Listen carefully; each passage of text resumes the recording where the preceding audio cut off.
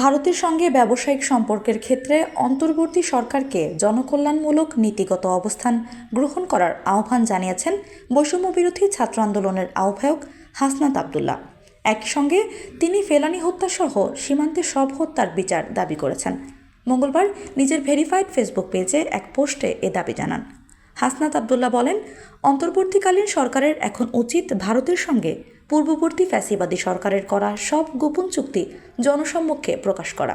একই সঙ্গে ভারতের স্বার্থে পরিচালিত বিভিন্ন প্রকল্পের কার্যক্রম স্থগিত করা, আন্তঃনদীর পানির সুষম বণ্টনের দাবিতে কার্যকর উদ্যোগ নেওয়া, সীমান্তে হত্যাকাণ্ড বন্ধে কঠোর পদক্ষেপ গ্রহণ করা।